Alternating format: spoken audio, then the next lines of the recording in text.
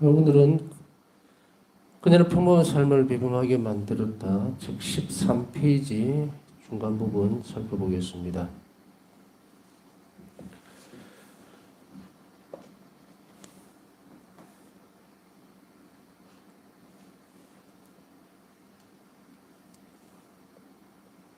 예, 어제 말씀드렸던 감각의 밤이라는 것은 다른 단어 감성의 밤이라고도 얘기를 합니다. 오히려 감성의 밤이라는 게 좀 더 정확한 표현이 될 수 있으리라고 생각을 해요.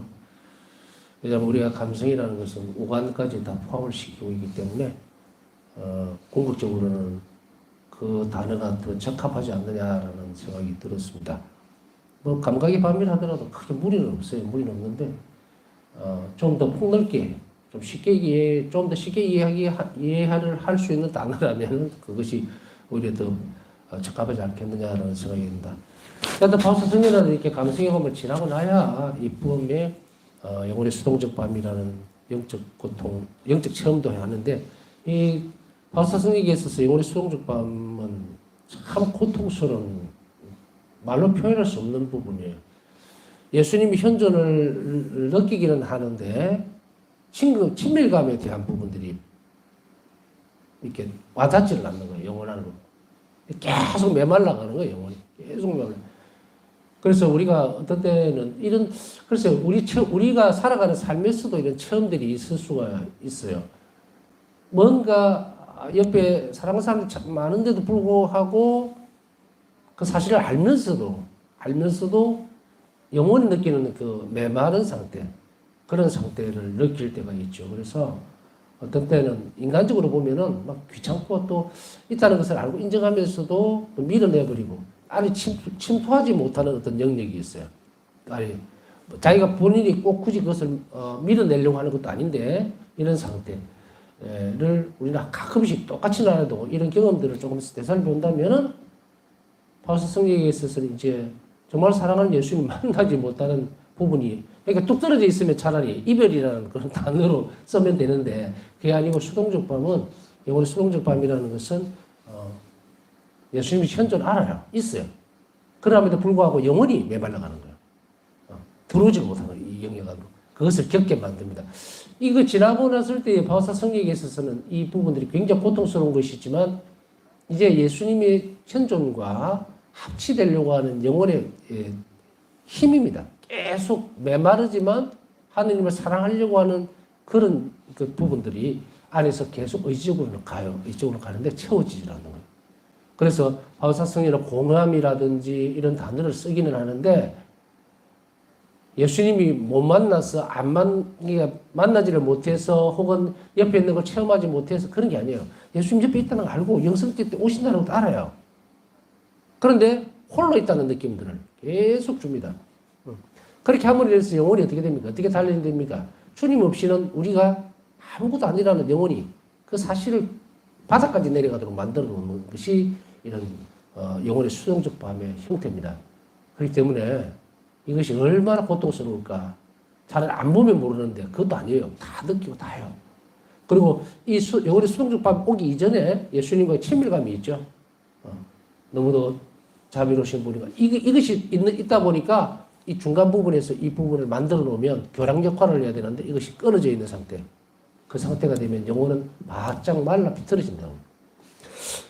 어쨌든 바울사 성경은 육체적으로도 굉장히 고통스러웠지만 영혼도 이렇게 같이 더불어서 영적 고통도 같이 겪게 됩니다. 그렇게 함으로 인해서 그러면 왜 그렇게 놔두는가? 영혼의 메마른 상태에 있어서는 굉장히 많은 특성들이 나오게 되어 있어요. 인내로움이라든지 아니면은 견뎌내야 되는 고통에 대한 참된 의미라든지 이런 여러 가지 것들의 특성이 그 영혼 안에 자랍니다. 그래서 이것을 거치지 않으면 영혼 안에 그것이 만들어지질 않아요. 그러니 예수님께서는 우리도 마찬가지예요. 영혼의 수동적인 밤을 겪을 수도 있습니다. 근데 그때에 예수님은 고갈 상태에 놔두는 거예요. 영혼이 왜 고갈 상태에 놔두느냐 간단하게 다 설명할 수는 없지만 어떤 영역이냐면 영혼이 신적 영역과 만나기 위한 준비는 굉장히 길어요. 많이 준비되어져야 돼요. 그래서 그것을 좀 더 쉽게 하기 위해서 어떤 부분들을 남겨놓으셨냐면 영성체를 남겨놓으신 거예요. 이 성체 성사 덕분에 우리는 이런 바우사 성녀가 수동적인 영혼의 수동적 밤을 지나면서도 죽지 않고 살아남아 있었던 부분이 이 부분이에요. 이것은 우리가 인간이 육체를 지니고 있기 때문에 그렇다. 그래서 이 육신일 다음에 언젠가는 죽게 되죠. 그러면 그 영혼이 하늘의 길을 가야 되는데 그 사이에 있어야 되는 이 부분들이 겪어내야 되는 영혼이 겪어야 되는 부분이야. 살아서 하나님 만나야 되니까. 그것을 영혼의 수동적 밤의 형태라고 볼 수가 있는데 이것을 바우사 성인은 아주 고통스럽게 이 부분들을 건너갑니다. 죄인들을 위해 자진해서 자신을 봉헌하면서 하나님 뜻에 전적으로 순종하며 수많은 고통을 받아들이게 됩니다. 그래서 이게 죄인들을 위해서 고통을 받아들이고 봉헌하고 할 때 어떤 기쁨도 없어요. 어떤 위로도 없고 어떤 기쁨도 없고 캄캄한, 그러나 캄캄하다고 해서 빛이 없는 것은 아니에요. 그렇기 때문에 바우사 성인의 영혼은 영성체 때문에 숨을 겨우시고 있는 거예요. 그러면서도 적어도 하느님이 나를 사랑한다라고 하는 의지적인 부분, 그것을 가지고서 그것을 계속 견뎌냅니다. 그러면서 필요한 덕성들이 영혼 안에서 쌓여지게 되죠. 그것이 감성의 밤을 지나고 난 다음에 이루어지는 거기 때문에 감성의 밤에서도 이 부분들을 굉장히 헤매는 영혼들이 굉장히 많습니다. 막 기도하면 기쁘다고 막 이렇게 그걸 싹 걷어가 버리면 그 다음 주저앉아 버리는 거예요. 근데 이 감성의 밤에는 또 계속 가는 사람이 있습니다. 이 감성의 밤도 못 들어가고 입구에서 계속 있는 사람이 있어요. 그것은 왜냐하면 그 영혼이 아직 그 다음 단계로 넘어갈 준비가 안 됐기 때문에. 그래서 감성의 밤, 감성적인 기도라든지 그것은 도움은 돼요. 그러나 그것에 계속 깊이 빠져들게 되면 안 된다. 그것은 의지적인 기도로 넘어가야 돼요. 그래서 의지가 감성을 조율을 해야 됩니다. 조화롭게 만들어내야 되는데 그렇지 못하면 어떤 기도들을 계속하게 되냐면 감성의 기도만 계속하게 됩니다. 감정을 싣고 울고 막 이런 식으로. 그 감성의 기도 단 형태이기 때문에 X라고 얘기할 수는 없어요. 그러나 아주 초보적인 것이에요. 10년, 20년이라도 똑같은 형태로 가고 있는 사람들이 있어요. 그 사람들에게서는 무엇이 없다? 영혼 안에 성체로 오시는 예수님과 인격의 만남의 부재 상태. 그것 때문에 이렇게 되는 거예요. 자, 바우사 성전은 전적으로 순종이라는 뜻에 머물게 됩니다. 그래서 자신에게 주어져 있는 모든 일들을 포괄적으로 받아들이게 돼요. 때때로 우리는 많이 원망을 하기도 하죠. 하느님이 예수님을 만날 수 없을 때, 예수님 느끼지 못할 때, 정말 당신은 계십니까? 라고 막 이렇게 울부짖을 때도 있고, 또 불평이나 불만으로 갈 때도 있고, 어떤 때는 부정하고 싶어 할 때도 있고, 하느님 안 계셔. 나 안 믿을 거야. 뭐 이렇게 갈 때도 있고, 이렇게 롤러코스터 가지고 막 이렇게 왔다리 갔다리 하죠. 그럼 이런 영혼들이 자꾸 깎여 나가야 돼요. 깎여 나가야 되고, 하나님께서 부르시는 그 영혼의 모습들을 보면은 이것을 굉장히 고통스럽게 깎아버립니다. 아까도 잠시 말씀드렸잖아요. 우리 영혼이 누구를 만나느냐 이 말이에요. 하느님입니다. 하느님이기 때문에 하느님 만나기 위해서는 인간적인 방법들을 동원해서 그것을 끝을 내면 안 돼요. 부어지는 은총에 따라서 살아내야 되는데 바우사 성전은 바로 이런 아주 수동적인 밤을 지나면서도 어떻게 했는가? 이제 의탁의 태도가 커져버립니다. 나에게 왜 이런 고통이 와야 되는가? 주님 어디 계십니까? 하고 울고불고 하는 게 아니라 나에게 주어져 있는 모든 일들에 하나님께서 원하시는 것이 있고 그것을 통해서 나에게 선한 것을, 좋은 것을 주실 거라고 하는 그런 믿음에 의한 확신들, 그것 때문에 이 부분들이 바우사 성령에게 주어집니다. 바우사 성령은 이미 많은 덕성을 쌓아놓은 상태예요. 그러니까 이게 이제 정리를 하자면 기본적인 틀에서 잘 덕성이 쌓아진 사람에게만 이런 경우들이 나오는 거예요. 그래서 처음에 뭐라 그랬습니까? 자비신심은 또 바우사 성령 사명에 혹은 내 성소가 그곳이라고 생각하고 움직일 때는 뭐라고 했어요? 그러한 영혼들은 더 높은 단계의 덕성으로 들어가려고 하는 영혼들이라고 했죠. 여러분 가운데 있을 수도 있고 없을 수도 있어요. 저는 모릅니다. 그러나 여러분 가운데 그냥 한국 예수님을 더 사랑하고 싶다고 이런 게 아니라 더 높은 덕성으로 나아가려고, 영혼이 하느님께로 계속 향해 나가려고 하는데 그러기 위해서 뭘 닦아 나가야 되는지 자꾸 배우고 지성적으로, 그리고 그것을 실천해 나가고 이렇게 해서 차곡차곡 그 영혼이 살찐다는 표현을 써도 돼요. 살이 찌는 거예요. 풍요로워지겠죠. 그렇게 될 때에 그 다음에 비로소 예수님은 이런 부분들을 영혼들에게 허락해 줍니다. 사람에게 딱딱 맞도록. 그거는 물론 외면할 수도 있어요. 어떤 영혼들은. 그냥 나는 안 할랍니다. 아유, 뭐 그런 것까지야. 나는 요 선에서만 믿고 말랍니다. 하는 영혼들은. 대다수의 영혼들이 그러죠. 안타깝지만. 자, 그래서 죄인들을 위해서라는 부분들이 확실해지면서 바울사 성령은 이 부분들을 헌신하게 되고 예수님은 밤에 수동적인 밤들을 감성적이고 또 수동적인 밤 이런 것들을 보냄으로 인해서 그 영혼이 뭐다?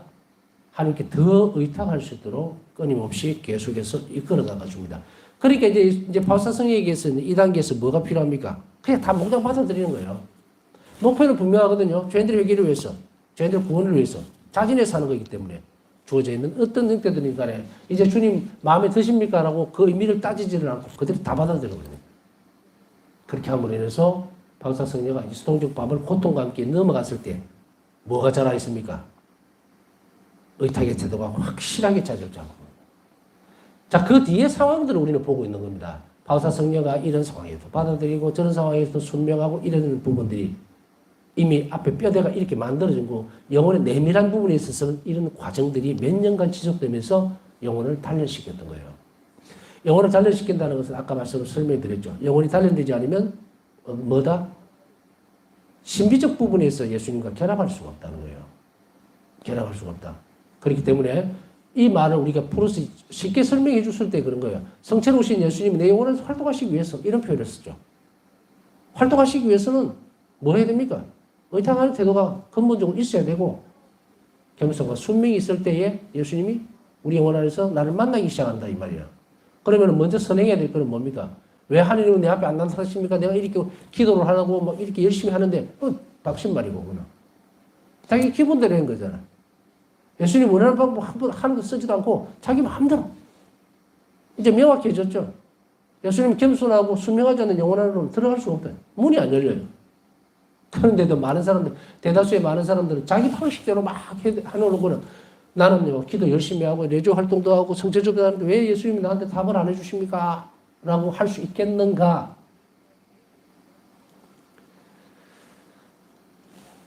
말이 안 되죠? 자기 집은 A동인데 B동에 가서 문을 아무리 두들기만 해도 누가 열어줍니까? 낯선 사람인데 안 열어주죠. 자, 이제 영혼이 어떤 단계를 거쳐서 예수님을 만날 준비를 하게 되고 성장하게 되는지, 그리고 성체 성사는 어떤 역할을 하는지, 역할이라는 말보다는 어떻게 우리에게 와서 드러나는가, 활동력이 됐든 역할이 됐든 이제 드러나겠죠. 총체적으로 보면은. 그래서 이런 것들을 우리가 잘 명심하고 그리고 그러한 방향으로 우리가 나갈 때에 비로소 예수님은 나에게 드러나시는 거예요. TV를 집에 있어요. 예를 들어서 TV를 갖다 놓으면 뭐합니까? 내가 켜지 않으면 방송이 안 나오죠. 자, 그것만 필요합니까? 전기가 없으면 아무 소용이 없죠. 협력 없이는 내가 TV를 누르는 동작 없이는 화면이 켜지지 않듯이 내가 하느님 원하시는 방식대로 그것을 해주지 않으면 이 영성이라고 하는 것은 공통분은 뭐예요? 어떤 영혼이든 똑같이 이 길을 가야 합니다. 바울사 성령이기 때문에 그 영혼이 이렇게 간 게 아니고요. 바울사 성령가 인간이기 때문에 예수님이 가셨던 그 길 그대로를 가는 거예요. 그 말은 우리도 그렇게 가라는 이야기예요. 여기서 우리가 이런 것들을 잘 잘라내야 됩니다. 우리가 무슨 일을 할 때, 아이고, 바울사 성령이 그렇게 하셨지. 우리야 뭐, 예수님 그걸 원하지 않겠지라고 했을 때, 그거는 완전히 틀린 답입니다.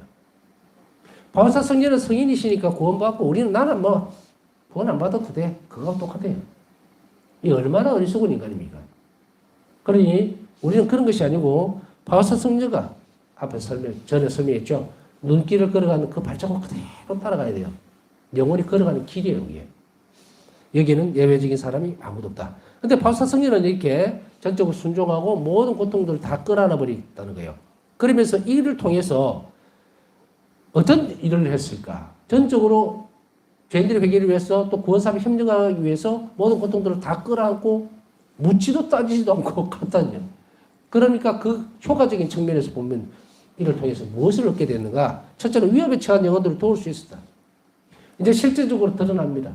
위험에 처해 있는 영혼들, 자살하려고 하는 영혼들, 삶을 포기하려고 하는 영혼들, 교회를 떠나려고 하는 영혼들, 이단에 빠지려고 하는 영혼들, 이런 모든 영혼들, 그들에게 실질적으로 도움을 줄 수 있다는 말은 예수님이 바울사성의 이 고통과 그리고 희생을 가지고서 건져낼 수 있었다는 이야기죠.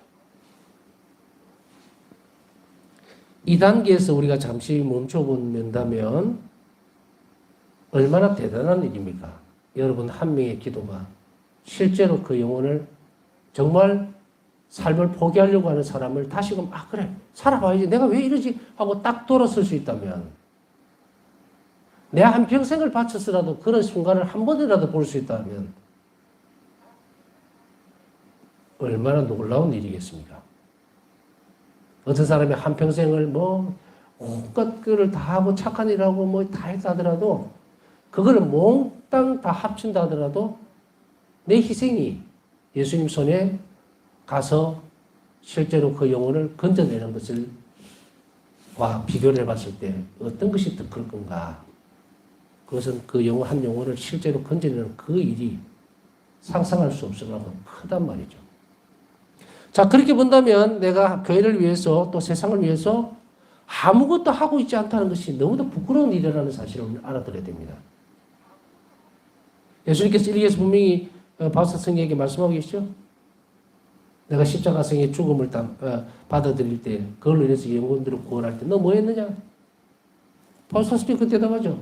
주님 저는 아무것도 하지 않은 나 자신을 안 봅니다. 이게 자칫하면 많은 사람들의 자화성이 되어버리면 큰일 납니다. 그러면 도대체 이 교회에서 누가 하나님의 구원사업의 협력자가 될 것인가? 사제들만? 수도자들만? 나는 예외적일까? 아닙니다. 여러분이나 저나 다시 돌아본다면 구원사업의 협력자가 되지 못하면 천국에 갈 수 있을까? 예수님과 한 일치가 될 수 있을까? 안 됩니다. 제가 예수님과 일치 문제를 다루는 것은 이렇게 표현하면 오해의 소지가 있기 때문에 혹은 별 문제는 없어요, 사실은. 예수님과 일치를 포기한다는 것은 천국을 포기하고 천국 안 가겠다는 이야기다라고 하더라도 무리가 없어요. 그러나 단어를 그렇게 쓰는 것보다는 이쪽이 부드러우니까 그렇게 이야기하는 거고 나머지는 이미 여러분들이 무슨 뜻인지 알아들었을 거예요. 구원을 포기하지 말아라는 거예요. 구원을 포기하지 마라. 내가 이웃을 위해서 희생하고 그리고 그 자비로운 것을 거치는 순간에 나는 내가 가야 될 마지막 목표점을 놓쳐버리고 산다. 자, 두 번째로는 그리스도의 구원 사업에 더 완전하게 동참할 수 있었습니다. 영혼들에게 실질적으로 도움을 주고 그리고 뭡니까? 그리스도의 구원 사업에 더 완전하게 동참할 수 있었던 것은 바로 이 방법이었습니다. 영혼을 구원할 도울 수 있다는 위험에 처한 영혼들을 도와줄 수 있다는 것은 바로 이런 부분들이에요. 자신의 처지를 비난하거나 또 포기하려고 하는 순간 또 어려움에 처해서 교회를 떠나려고 하는 사람들 이런 것들을 이야기하고 그리스도의 구원 사업이라는 건 말 그대로 여러 개 있는 영혼뿐 아니고 그죠? 영혼의 생명을 포기하려고 하는 것이 지옥으로 가려고 멸망의 길로 들어가는 사람들 이런 사람들 이들을 데려오는 게 구원 사업이죠. 잃어버린 영혼들 그것에 완전하게 동참할 수가 있었다는 겁니다. 완전한 영적 성숙 하느님과 신비적 일치 안에서 바울사 수녀는 1938년 10월 5일 겨우 33세의 나이로 크라프트에서 선종하였습니다. 크라쿠프에서 선종을 하셨는데 38년 10월 5일 가보시면은 바울사 성녀가 병중에 있었던 그 방 앞에 창문이죠. 이렇게 바깥에서 바라다 보이는데 거기 보면 항상 꽃을 이렇게 장식을 해놨습니다. 그곳에서 바울사 성녀가 병중에 있을 때에 머물렀던 곳이었죠.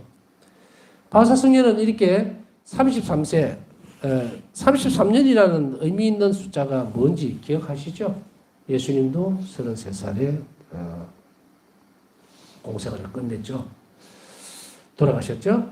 바울사 성녀도 38년도 10월 5일 날 아주 젊은 나이로 선종을 합니다. 자, 그녀의 장상이었던 미하일라 원작 수녀는 파우스타 수녀에 대해 이렇게 적고 있습니다. 그녀에 관해 가장 비범한 일로 기억되는 것은 이전에도 물론 그랬지만 특히 그녀가 병상에 있는 동안에도 자신을 완전히 잊어버리고 하느님의 자비에 대한 신심을 전파하는 일에 전념했다는 점이다. 이것은 그녀가 살았던 유일한 목적이었다. 한 자비의 신심을 전파하는 일이 유일한 목적이었다. 파우스타 성녀는 병중에 있을 때에 이렇게 기도를 하죠. 저를 데려가시도. 그러니까 묻죠. 파우스타 성녀는 주님 저를 데려가실 것입니까? 아니면 더 살게 하실 것입니까? 라고 물었을 때 지금은 데려가지 않겠다라고 해요. 병이 위중했을 때입니다. 이 말이 무슨 의미일까? 사실 이렇게 중환자죠. 파우스타 성녀는 아주 중환자. 죽도 제대로 못 넘길 정도의 극심한 어떤 고통을 당하고 있는 그때에 파우스타 성녀가 예수님께 물었던 이 답은 우리 모두에게 주어지는 답일 수도 있어요. 제가 병자 성사를 주거나 혹은 봉성체를 하러 본당신부를 할 때 가게 되면 할머니들이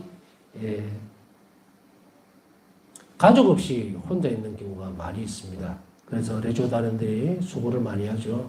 미리 가서 그 주변에 있는 레조단원들이 다 치우고 막 어떤 데는 막 대소변을 본 것도 있고 하니까 이불도 갈고 막 이렇게 냄새가 아주 쩔어 있죠.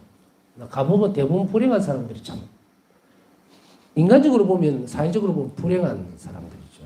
뭐 예를 들어서 뭐 아들하고 둘이 사는데 아들은 아침에 일찍 회사 가버리고 저녁에 늦게 오니까 할머니 혼자서 운신을 못하니까 그냥 엉망을 만들어 놓죠. 자, 그럴 때 가서 이제 봉수체를 하고 또 잠깐의 시간을 두고 얘기를 할 때마다 그분들이 뭐라고 얘기를 하느냐면은, 신부님, 얼른 예수님께 갔으면 좋겠습니다. 빨리 죽었으면 좋겠습니다. 이런 말을 계속해요. 그때마다 할 말이 참, 그때는 없어서, 저한테는 그런 능력이 없습니다. 그렇다고 하더라도 그분은 귀도 먹었지. 잘 들리지도 않던데, 거기다 대놓고 예수님께서 당하셨던 그 십자가에 대한 의미를 설명해 주겠어요. 알아듣지도 못하는 거. 그저 손잡아주고 묵주를 지어주면서 기도 열심히 하세요. 그러면은 예수님이 원하실 때 데리고 가실 겁니다. 잘 견뎌내시고 힘내십시오. 같이 기도하겠습니다. 그 말밖에 해줄 수가 없어요. 그럴 때마다 참 안타까운 것은 뭐냐면요. 지금 이제 이 강의를 듣는 분들은 그래도 행복한 사람들이라고 하는 이유가 이 할머니들이 좀 더 교육을 좀 잘 받고 젊었을 때, 생생할 때, 이래서 잘 준비가 되어 있었다면은 마지막 순간에 인간의 마지막 이제 종착점으로 가고 있죠. 그렇다고 해서 중환자라고 해가지고 갑자기 무슨 뭐라 그럴까요? 아주 암 사기다, 몇 개월 안 남았다, 이런 게 아니고, 중풍, 7년, 8년씩 이렇게 쭉 가는 그런 상황에서, 이게 어떻게 견뎌낼까에 대한 부분들.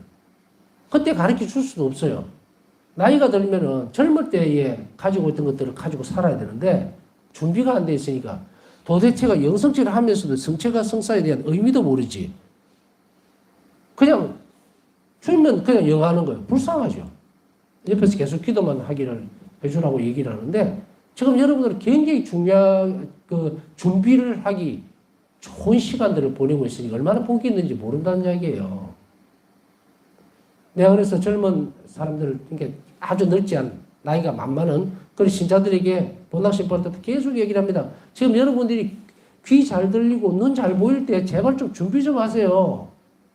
나중에 나이 들어갖고 막 이게 똥오줌 구별도 못하고 이게 성체인지 비스킷인지 구별도 못해갖고 그걸 잊지 말고 그 마지막 죽음의 순간을 누가 준비시켜 줄 겁니까?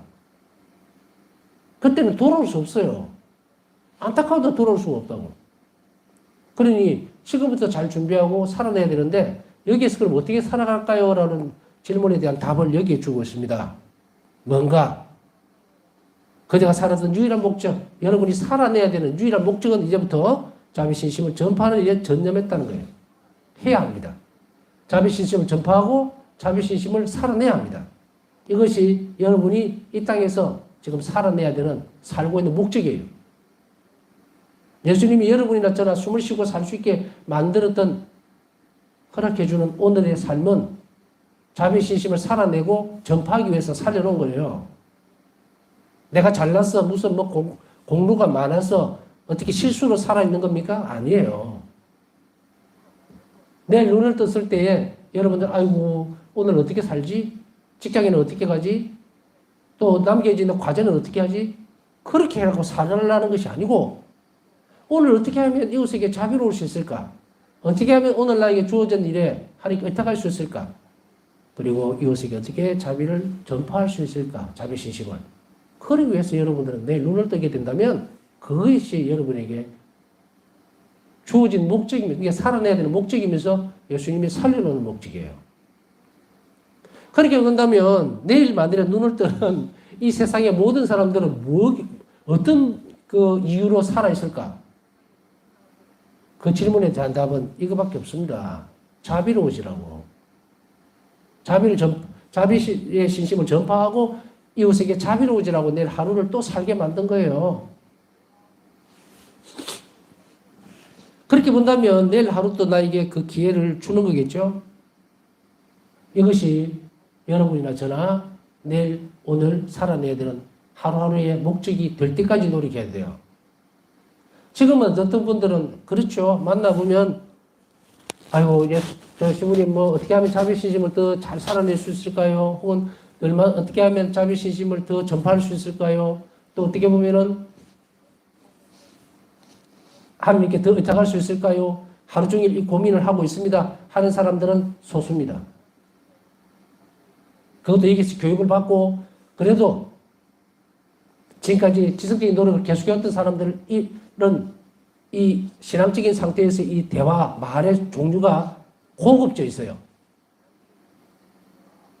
차별화되어 있다 이 말이에요. 그런데 일반 본당에 가서 선자들 무슨 면담을 하자 뭐 하자 들어보면요. 단계로 1단계로 보면 1에 머물러 있어요. 1에. 도저히 영원한 생명에 대한 관심은 없고 어떻게 하면 우리 아이가 집을 나갔는데 뭐 어떻게 했으면 좋겠고 또 취직을 하려고 그러는데 어떤 방식이 있으면 좋겠고 먹고 사는 학업적인 일을 몰두를 하고 있다. 하나님이 그렇게 살라고 우리를 살려놓은 게 아니에요. 분명하게 바우사성에는 우리가 한 인간 존재가 살아내야 되는 오늘 왜 살아야 될까에 대한 목적을 분명하게 여기서 밝혀주고 있다는 이야기예요. 그러면 이제 결론은 나왔죠. 내가 왜 오늘 또 살아야 되지? 아우 지겨운 세상. 이런 사람들 없어야 됩니다. 근데 있죠. 99%는 그렇더라고. 지금 오늘 들었죠? 이제 내가 왜 살았는지, 왜 살아내야 되는지. 이 고상한 목적으로 돌아와야 돼요, 신앙인들은. 그래야만 축복받습니다. 그래야만 일이 해결이 돼요. 인류가 잘못된 길을 접어들었던 것은 바로 이 지점입니다. 만일에 여러분들의 자녀들이 여러분에게 오늘 와서 혹은 오늘이라는 표현을 쓸 수밖에 없는데 오늘 만일에 왔단 말이야. 이제 지금 왔어요. 와가지고 엄마 왜 나를 낳았어요?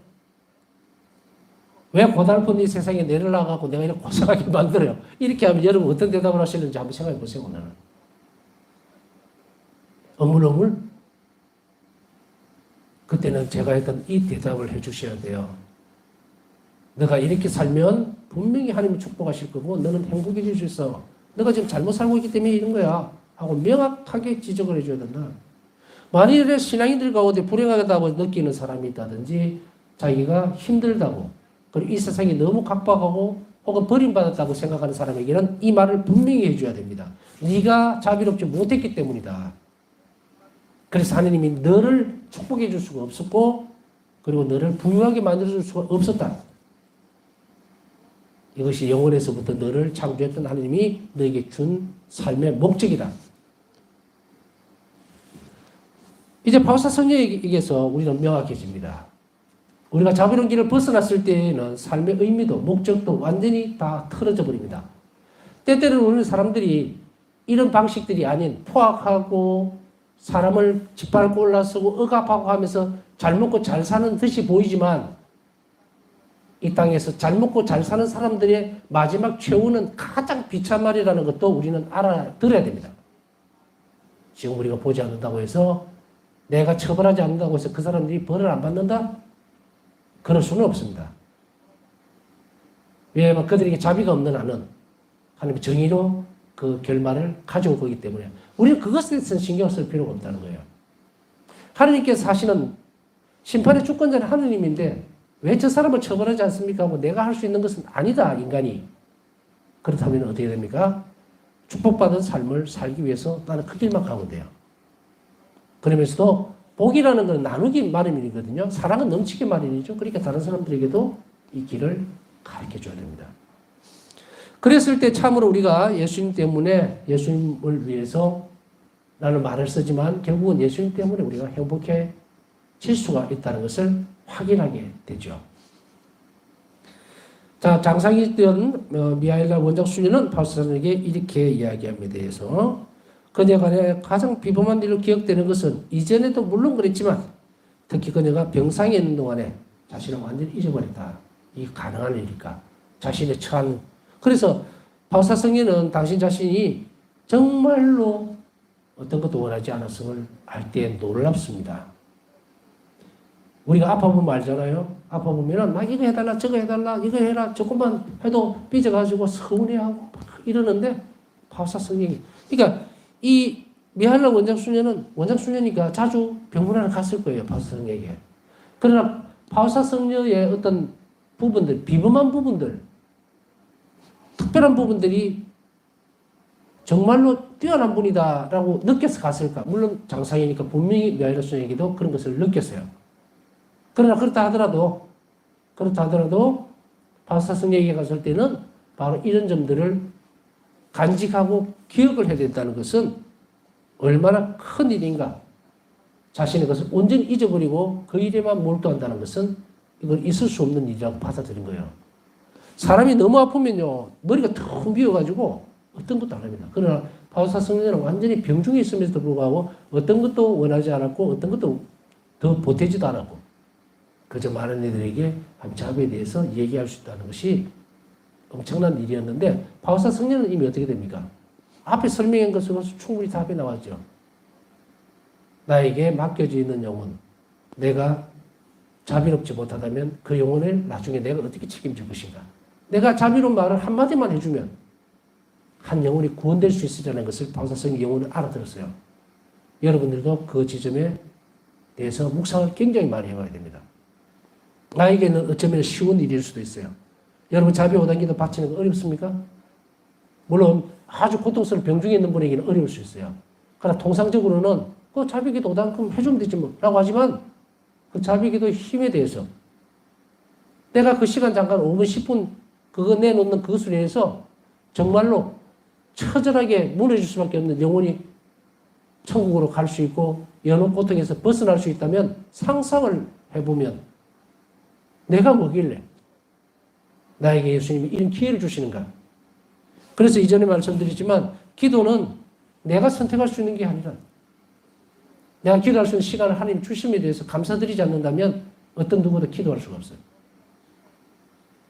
그리고 그 기도의 결과가 얼마나 큰지에 대해서 우리가 잘 알아듣는다면 우리 이 일에 좀 더 빠르게 매진할 수 있다는 것도 오늘 다시금 기억해야 합니다. 네, 남은 시간 묵상하면서 오늘도 기도 청하신 분들이 많습니다. 그들의 원의가 하나님 자비 안에서 이루어지고 떨어질 수 있도록 함께 기억해 주시기 바랍니다.